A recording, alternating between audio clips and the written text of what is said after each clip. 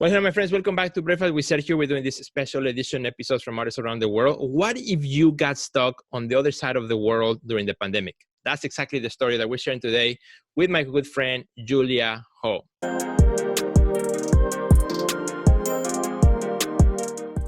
Well, Julia, super happy to have you here in the show today. You are an artist who has been here with us before, sharing Breakfast with Sergio. I think that was maybe 2 years ago or something like that. So it's happy to have you back here. And, you have your blog of your own, which is a beautiful, amazing YouTube show, which I've been following for the last, I don't know, since you started it, but in more recent times, specifically because of the journey that you had going to Cambodia, and then the pandemic hit, and then, all kinds of events that triggered one thing to another that led you back now to return to the United States, and that whole journey and sharing pretty much with an open mind, an open heart, what you were going through. For me, it was a way to connect with you and to connect with what was happening to other artists, as you also introduce us to other people through your blog. And I feel like, we were with you, along this journey, and praying for you, thinking about you, and wishing you well. So happy that you are here right now, and you are in a good place. And so let's talk a little bit about that. But before that, I want to say good to see you, Julia. How are you? How you been? Great to see you, man. I'm just out here living life, and I've never been better. Absolutely, right? And that is the most amazing thing. So where are you at right now? Because I know you've been around the world for the last few weeks, but for our friends who are watching that do not know your story, where are you at right now? So right now I am based in Kalamazoo, Michigan, and I have placed myself into self-quarantine for 2 weeks before visiting with my sister and her family. They live here. They have a house in Kalamazoo, and actually this is my college town. So I spent 8 years. Yeah, I spent like nearly a decade here, about 8 years. So I'm very familiar with the town. I'm very close to downtown, so organic produce and awesome. That's the best. That's awesome. And you also lived for many years here in Chicago. That's where we got to know each other. We got to connect. Then you moved to New York, right? How long you been in New York also? Because you're New York based as well. Yeah, I was and am. It's confusing, but I think it's confusing for most people. But I have been based out of Brooklyn, New York for 3 years. Okay. So yeah, I was in Chicago for 9 years and been in New York for 3. So awesome. And so along the way, then, you had traveled before to Cambodia, where you did some amazing things, which you also documented through your video blog. And the idea was to come back to Cambodia. And if you can tell us a little bit, you're kind of in a short, a few minutes, kind of like that journey of what was the purpose of going to Cambodia? The purpose of going to Cambodia was definitely a heartfelt mission. I started meditating about 1 year ago, and every morning in my meditation, Cambodia would speak to me. I had a solo exhibition there in 2018 that traveled from Siem Reap to Phnom Penh, and it was very successful. But that was even before that I was volunteering in Cambodia. So something about that culture and radically shifted my perception with regard to life, with regard to success, or what that means in the landscape of being a contemporary artist. So I just felt like I had to get back to Cambodia. I thought that New York was it for me. I thought that, like, I spent my whole life trying to get to New York, you know? Like, I just felt like, oh, once I achieve that dream, then that's it. And, this is where artists go. This is where artists should be. And then I just found myself dreaming and desiring to live in Cambodia. And I'm like, I'm young, my partner's young, we're healthy, let's go. So so we made the journey. We spent all last year saving money. So we both of us saved a big nest egg. I sold a bunch of paintings. And definitely meditating on abundance, that helps a lot with regard to sales. And so we had this nest egg, and we moved there January 7th.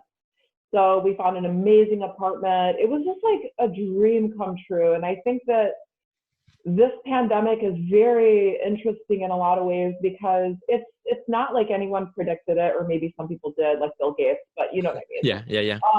So we were all in the process of living our life, making dreams, and I think a lot of people's dreams were radically cut short or just interrupted. So for me, I'm locked out of Cambodia. So my partner's in Cambodia, and now I'm here in the States. Yeah, so the dream to get to Cambodia is not over yet, but basically 90% of the tourism, or 85-90%, is from the Chinese. And the tourism is so low that if you go to the temples of Angkor Wat right now, it's completely empty. It's completely deserted. It's incredible. So the culture, the society, like the businesses, the economy is really messed up, and it's really starting to get scary. I think there's some violence that's coming out, some, you know, thievery, and like, it's like, what do you do when a poor culture is already devastated? So I don't know what it's going to look like moving forward, getting back to Cambodia. I mean, we have our apartment there. My partner's there looking after the place. Our lease ends in like July or something.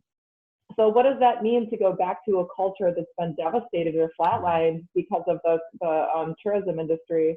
And I don't know. So I could be here for another 6 months. My heart still yearns for Cambodia. So yeah, I'll undoubtedly return. There's a lot of work to be done. So that's right. And now the journey to back here to the United States was a very difficult one for you, as you left Cambodia.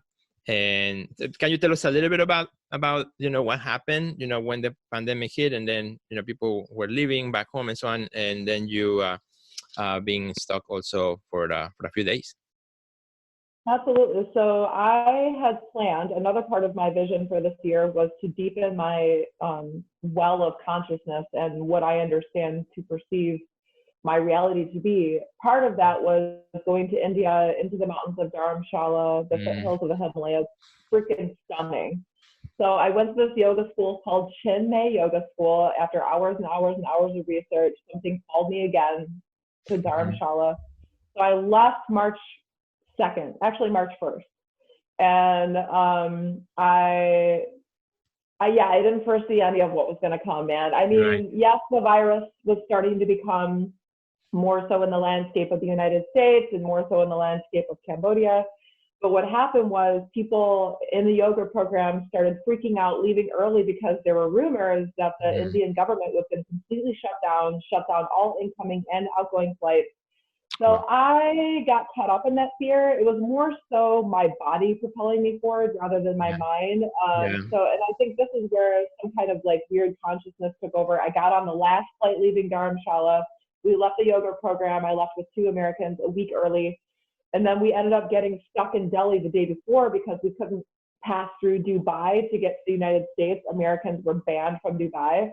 So I knew that my journey in India wasn't over yet. But anyway, we ended up getting stuck there for about 9 days. We ended up in a hotel. This owner took us in. He's like, this is the time for humanity.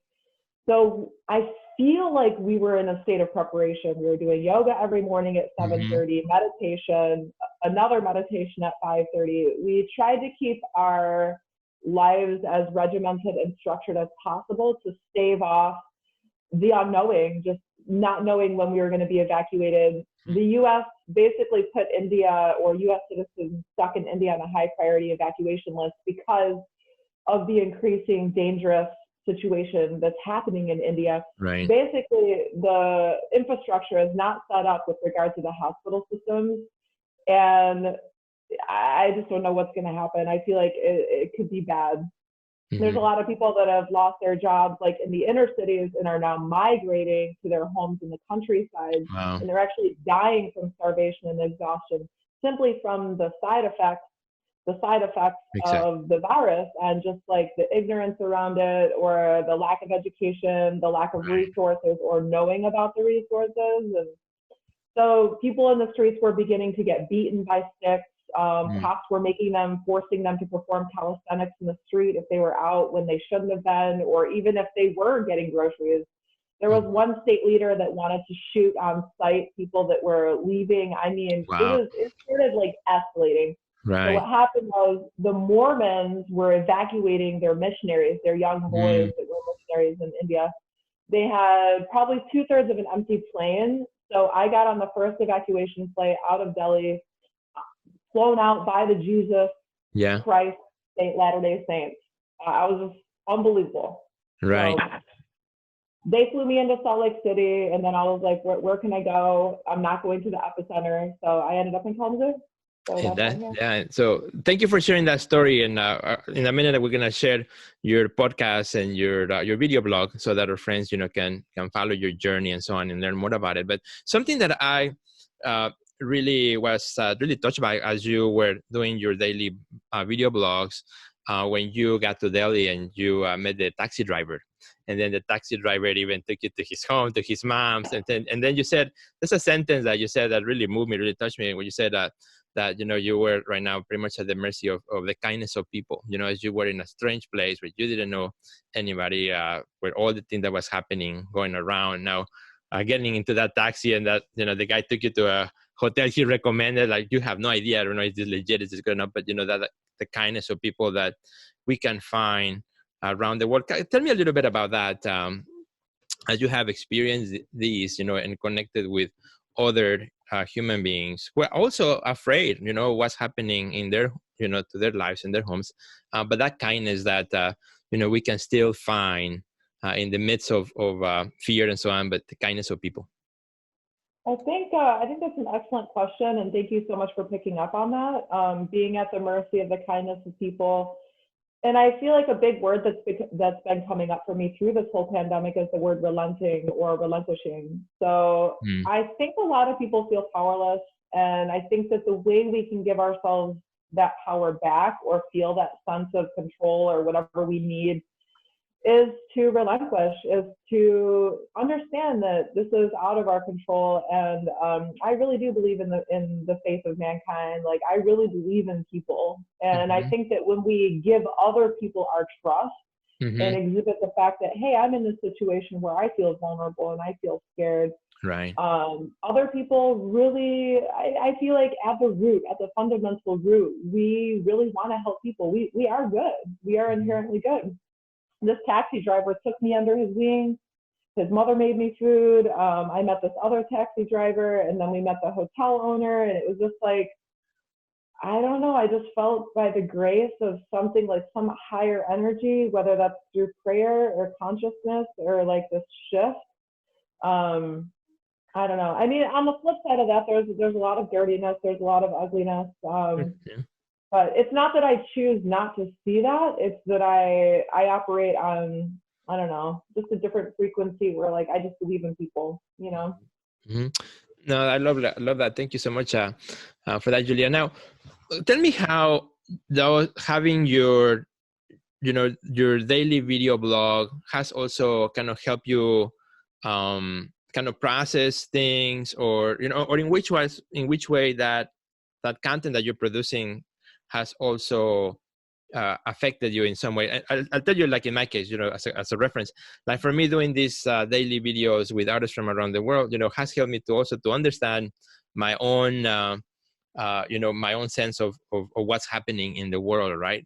Through stories, through people, through, like you said, the kindness of others who share their story here through video.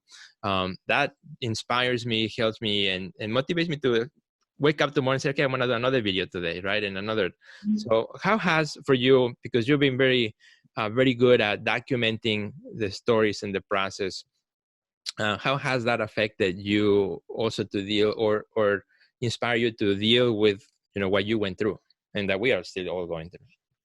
Because you didn't stop making the videos, you said, you were more frequent and giving us quick updates on what was happening. Yeah, absolutely. Absolutely. And kind of what I was going back to before, keeping a routine and structure is absolutely imperative me personally, for mental health. And from what I see in others, like having that routine, having a structure is so imperative for mental health, because it gives you something to look forward to, and it allows a deeper connection with other people. And I found that through my situation and through the documentation, other people were really connecting with me. And it was, I do see our art making as a support. Yes. And I've been thinking a lot about supports in life. Like people can be supports, alcohol could be a support. So there are healthy supports and there are unhealthy supports. Right. And I've been thinking about what it would mean to strip away all the supports. Well, I was actually tested. I was stripped away from some of my supports in India. So for one, I didn't have any oil paints. I did have pencils. So within that boundary, there's unlimited creativity. I didn't have video making for a while because there was one day where my computer fell off my bed and then my memory card reader exploded into 1,000 pieces. So I was just sitting there one day looking at the wall and being like, I hear you, universe. I understand that you're trying to allow me to let go of literally everything. So I think that really was astounding. It was a great lesson. It was a great lesson in the removal of these supports and what it would mean to just be left with your mind and your body. But with that being said, I also realized, I love oil painting and I love video making. So I was like, it's time to get back to the US. I cannot wait to get back on the horse because, and I also believe in the forgiveness of lack of productivity. You know what I mean? Totally. During this time, I feel like people are like, they're still in that mindset where it's like, oh, I got to be productive. It's not about that. So I think the shift has to be like, what's going to fulfill you? What's going to keep you going during the day? What's going to create a healthy mind, a healthy body? Because I really believe now is not the time to Netflix and chill. Okay, Netflix has its own space and time. Yes. But now it's the time to deepen your sense of consciousness, your connection with yourself, with others, with the world. This is a global thing. And so I feel like our fundamental system, everything leading up to this point is radically going to be shifted. And but anyway, I got oil paints now, so I'm back in the painting. Awesome. Man, working on a new body of work surrounding this virus and what it means. Very good. Well, Julia, you've been so awesome. Thank you so much again for sharing just a little bit of that story. And really what I wanted to make this episode is to really make a channel so that our friends can find you. They can really connect with you in the long term, not just through these 10, 15 minutes, but really in the long term through your video blog, which is amazing, and through the things that you're doing. So can you share where can our friends find you on Instagram really quickly and also on YouTube? Yeah, Instagram is Julia_Haw. And then my Instagram, if you just type in Julia Haw or a painter's vlog, it'll pop right up. So I think I'm on episode 53 of just, I don't know, a day in the life. Don't miss it, my friends. I love him. I check him all the time. So thank you so much, Julia, for being here. I really appreciate you. We miss you as well. Thank you for your time. So glad that you are in safe. We wish that, wishing you the best, that everything can go back again and connect in some mysterious ways, to the plans that you have going back to Cambodia. So which I think it will truly happen. So thanks again. Thanks to all our friends for watching. Please share this episode with your friends. That will make Julia and I super, super happy. So thanks, my friends. Thanks, Julia. Have a good day. Goodbye. You too.